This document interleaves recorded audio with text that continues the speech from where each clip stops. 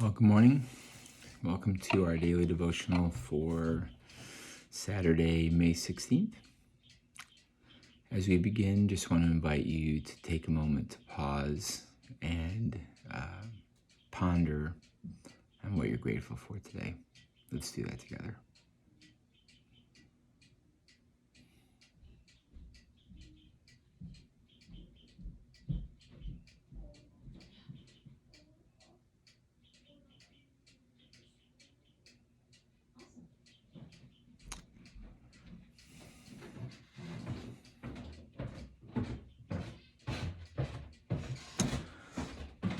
Our passage for today is, again, it's going to be John 15, verses 12 to 17. Let's read it together twice. And I invite you to pay attention to what stands out to you as an indication of maybe how God would want to speak to you today. This is my commandment, that you love one another, just as I have loved you. Greater love has no one than this, than to lay down his life for his friend. You're my friends, if you do what I command. No longer do I call you slaves or servants, for the servant does not know what his master is doing. But I've called you friends, for all things that I have heard from my Father I have made known to you.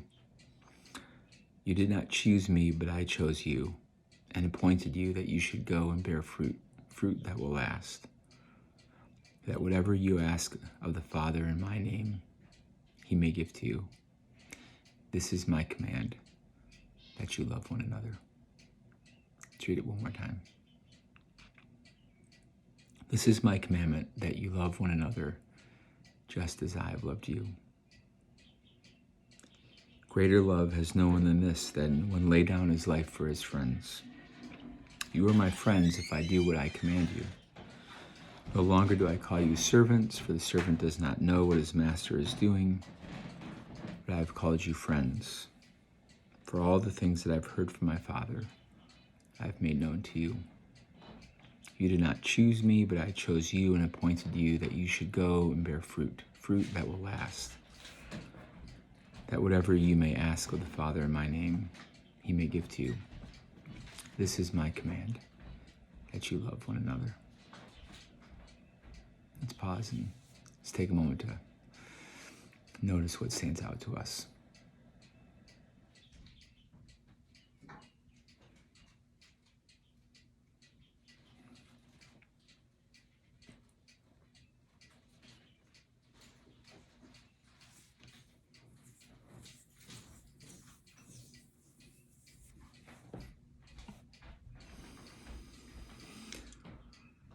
There is in this passage an interesting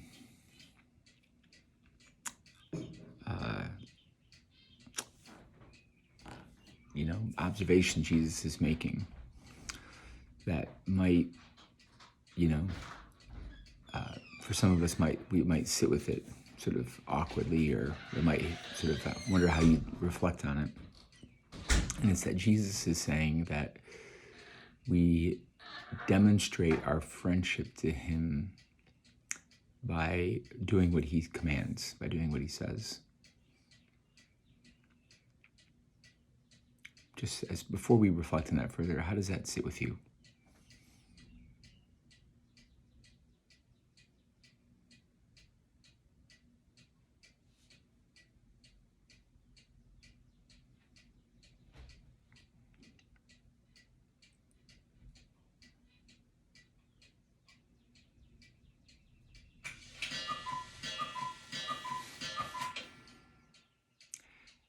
What Jesus has in mind is that we demonstrate our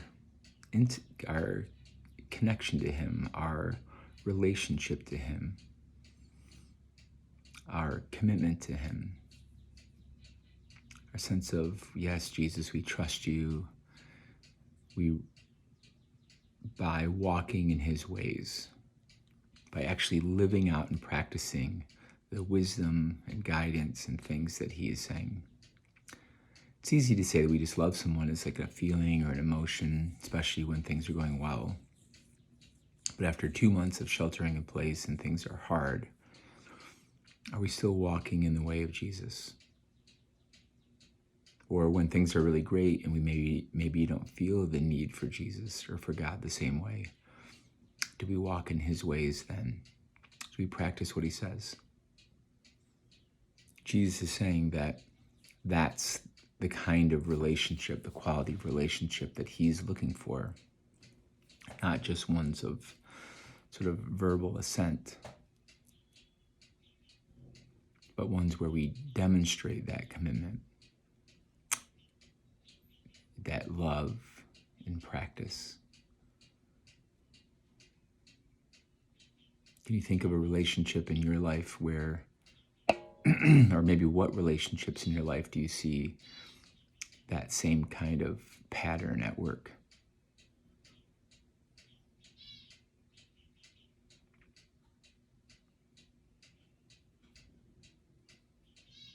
Perhaps at work, perhaps in your friendships, perhaps in your family.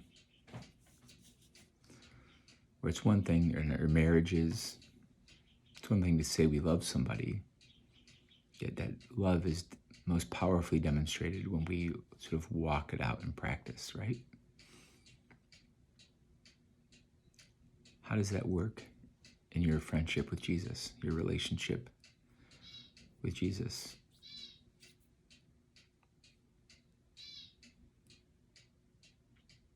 Over the last week, day, 2 months, how have you been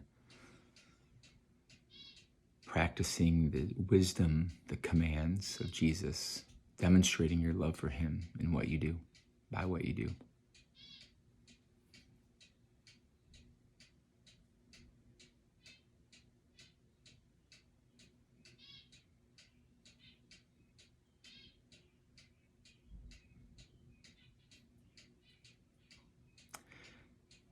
But Jesus is very quick to say, right, isn't he, that he doesn't, the kind of relationship he's looking for in that is not one of like servitude. We're like, yes, boss, he's not looking for that. He's looking for friendship.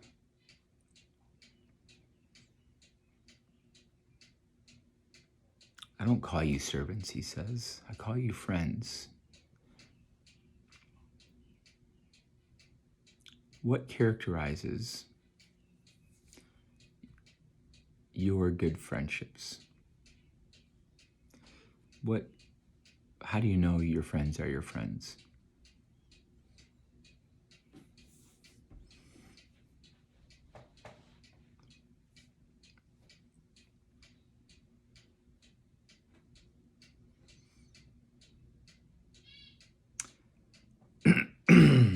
What Jesus is saying is that what characterizes his friendship with us is that he reveals his heart to us.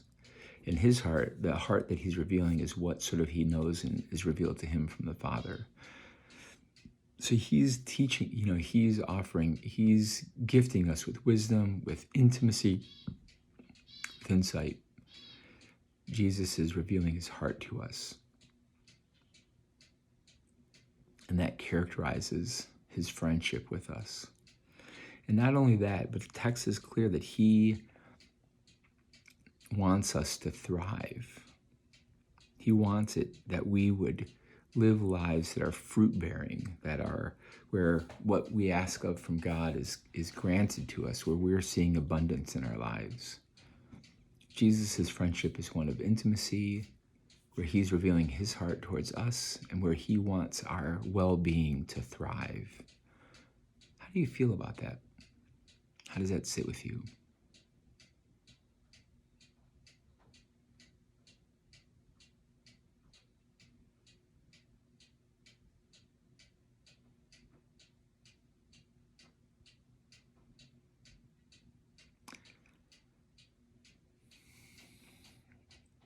And then he concludes that our response to being loved by Jesus in that way, that where he shares his heart and he looks after our well-being, is that we're to sort of respond to that by loving others, loving one another.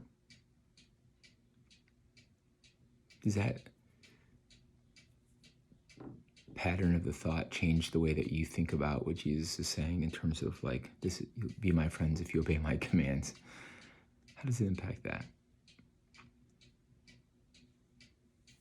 How can you love one another today, this week, this weekend, out of the overflow of being loved and looked after by God?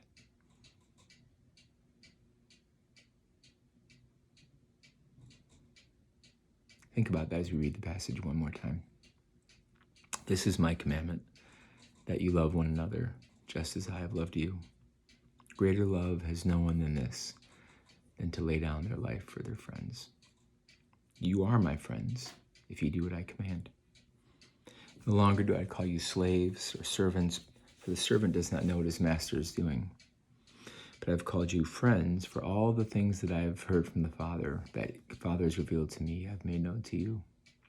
You did not choose me, but I chose you and appointed you that you would go and bear fruit, fruit that would last, that whatever you ask of the Father in my name, he may give to you.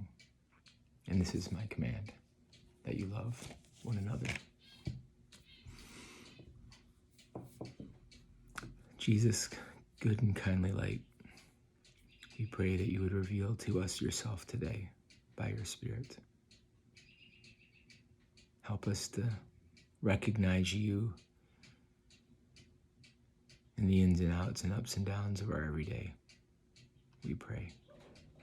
Amen. As you think about the last 24 hours of your life, where have you seen God at work? Where have you seen God's presence in your life? Where have you experienced consolation? That sense of peace, hope, and love. Pay attention to that. Maybe bring those moments to God. Talk to God about them. Give gratitude. Learn to recognize them so that you can recognize them again in the days to come.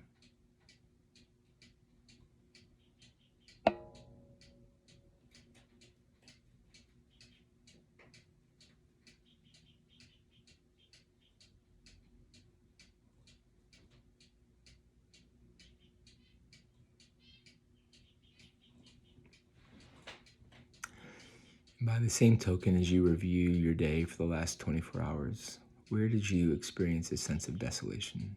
A sense of God's presence being withdrawn? Maybe a lack or absence of faith, hope, and love?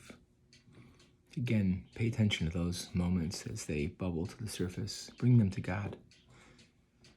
Talk to God about them. And perhaps with the benefit of hindsight, you'll be able to recognize how God's presence was with you, even though you couldn't see it at the time.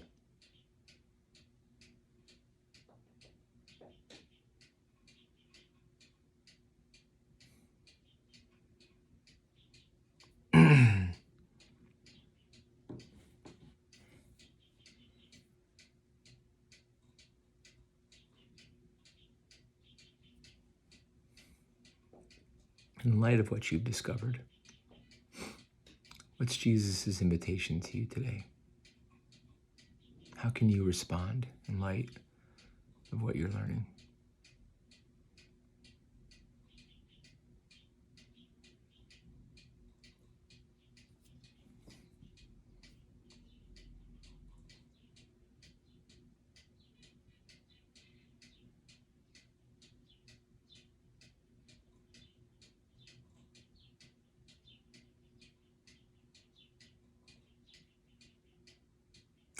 And as we close, I invite you now to talk to God as you would to a friend about the cares and concerns that you're carrying into today.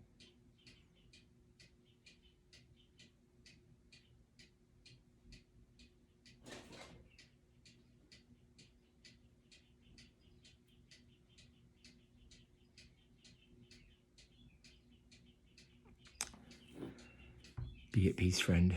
You are loved.